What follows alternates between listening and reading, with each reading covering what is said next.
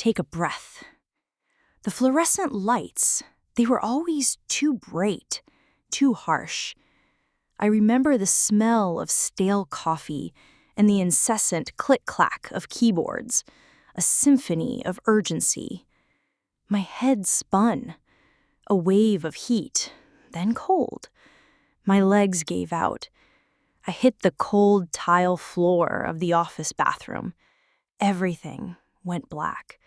Just for a second, but that second, it felt like forever. When I opened my eyes, the world was a blurry mess. Panic, shame, what would they say? The pillar of the team, the solucionadora, collapsed. I was Sofia, 32 years old, a project manager in a tech multinational. My life was a spreadsheet, every hour accounted for. Weekends? Well, what were those? I lived for deadlines, for praise, for the illusion of control. You're so strong, Sofia. You get everything done. We can always count on you. Those words, they were my fuel, my prison. After they helped me up, after the paramedics checked me over, I was sent home. Alone. In my impeccably clean apartment, the silence was deafening. No keyboards clicking, no phone ringing, just me. And a strange, heavy emptiness.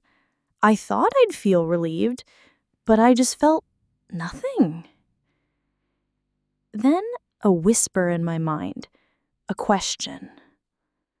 Subtle, but persistent. Is this crisis more than just tiredness? Is it a revelation? The thought hung in the air. I didn't understand it then, not fully, but it was there. A seed, planted in the barren land of my exhaustion. Why have I pushed myself so hard? What was I really seeking? The successful woman was a hollow shell. And for the first time, I saw it. I saw the cracks. The exhaustion wasn't just physical. It was a pain in my soul, a deep, aching wound that refused to be ignored anymore. It was screaming, and I finally had no choice but to listen. That silence in my apartment, it became a canvas for memories, childhood scenes, playing out like old films. My mother's voice, clear as day. You got a 98, Sofia. Good, but it could have been 100, right? Always the but. Always the push for more. Never quite enough. My father, always working. Always tired. Never complaining. A silent reinforcement of the culture of endless productivity. I remember refusing snacks because I hadn't finished my homework. The guilt of not being productive. Vacations? Filled with textbooks, not playgrounds. I learned early. My worth was tied to my output, to my perfect grades, to my achievements. If I wasn't producing, I wasn't worthy. That voice became my own, an incessant internal critic, driving me relentlessly. You need to be strong. Weakness is not an option. Rest is for the lazy. Don't disappoint them. Don't disappoint yourself. It was a constant loop. My own personal soundtrack to burnout. I see the little girl now, anxious for approval, always trying to be perfect, crying in secret, masking her pain with a facade of competence and resilience.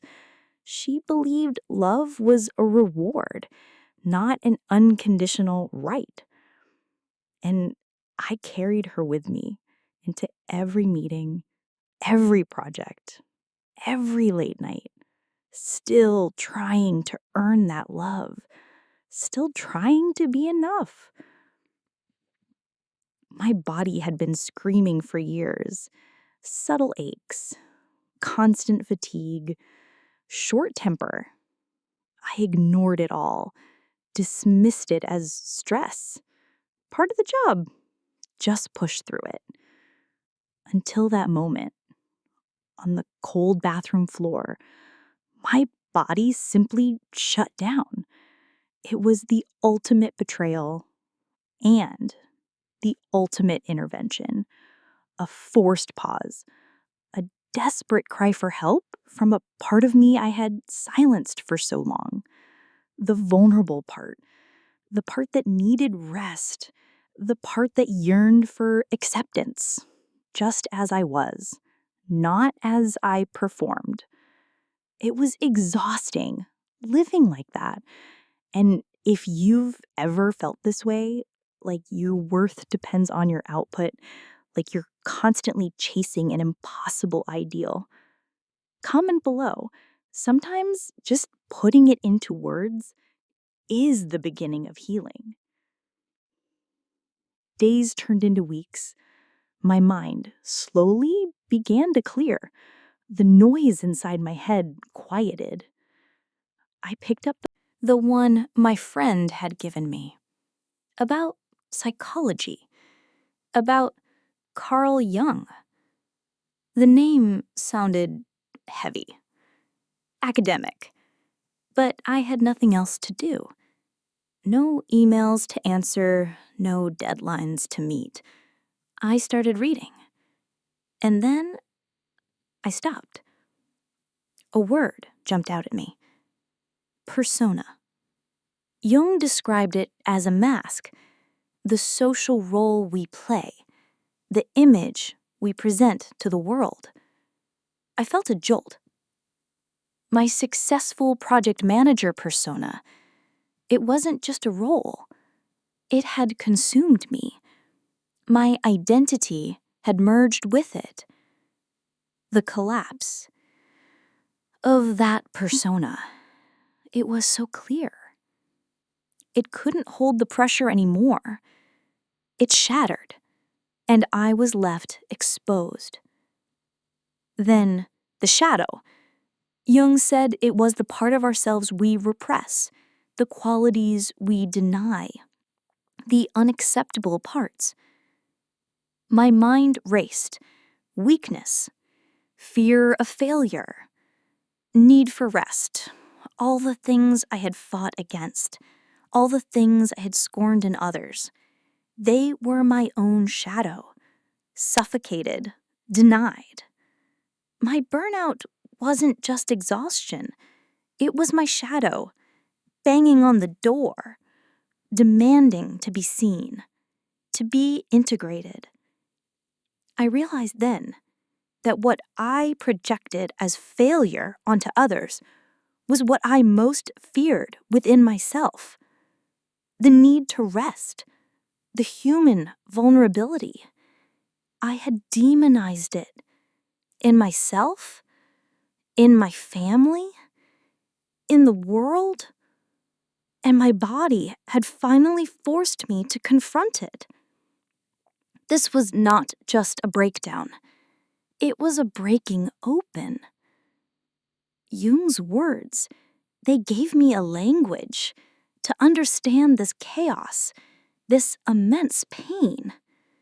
He talked about individuation, becoming who you truly are, beyond social expectations, beyond family programming.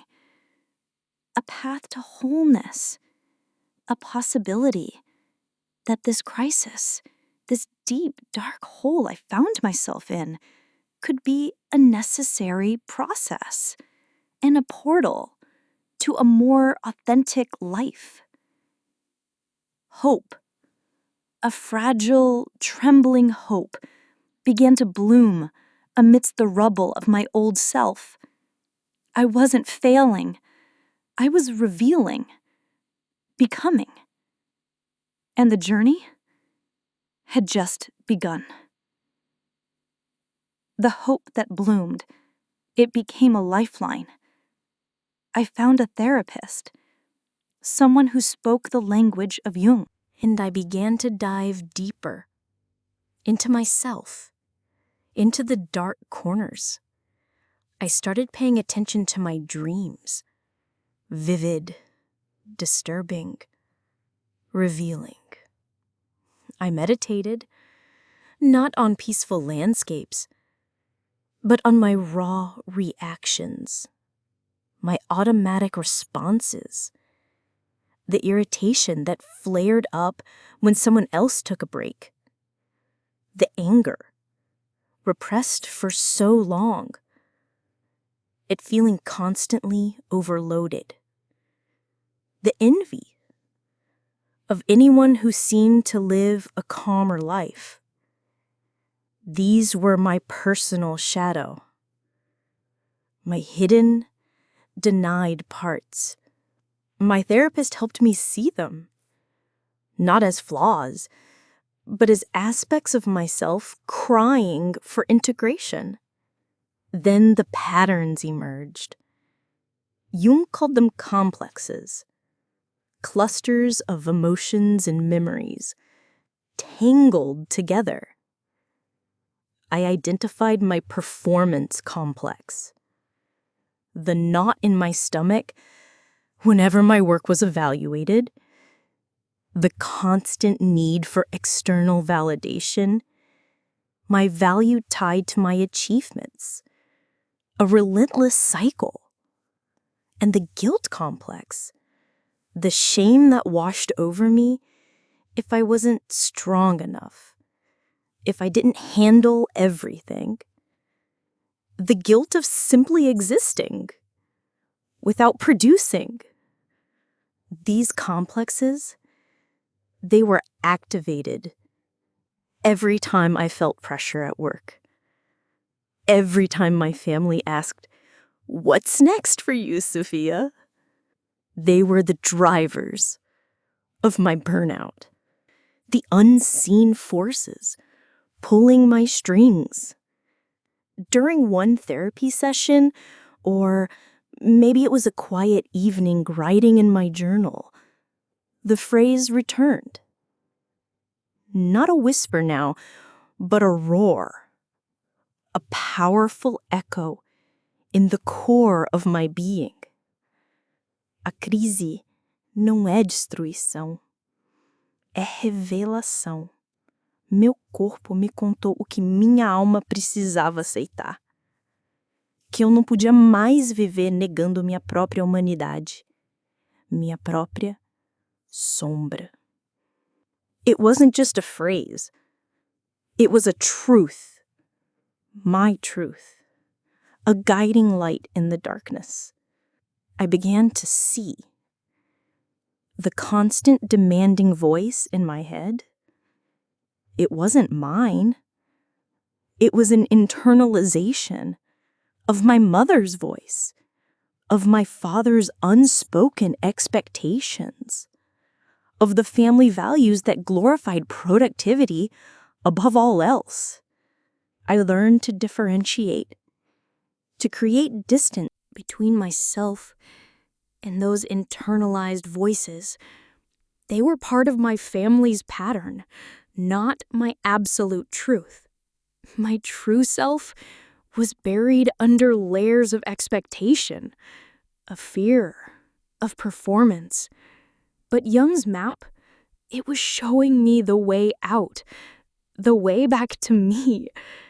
The journey was painful, unearthing these truths, but there was also immense relief, a sense of coming home to a self I barely knew, but deeply longed for. This crisis was indeed a revelation, a terrifying but ultimately freeing unveiling. Then it happened, a dream, so vivid, so real.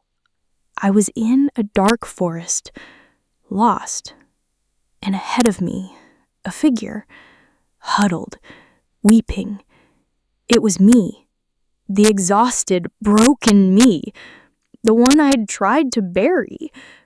I approached her, hesitantly, and instead of turning away, I reached out and hugged her, held her tight, and for the first time, I felt a surge of compassion for that broken part of me. Not shame, not judgment, but pure, raw acceptance. I woke up crying, but it wasn't tears of sadness. It was relief, a profound, soul-deep relief. I understood then. My true strength wasn't in being invincible.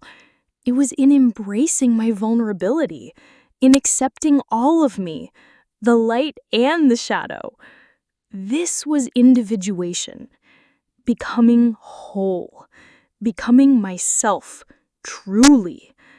In that moment, I made a decision, a firm, unwavering decision.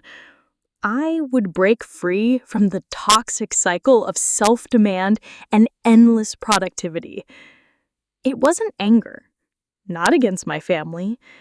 It was a deep, quiet love for myself, a genuine desire to live authentically, where my value wasn't determined by my performance, but by my very essence.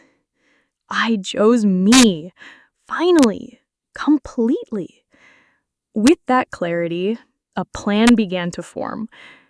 I would leave my job, even without another one lined up. My mental health, my soul's peace, they were paramount.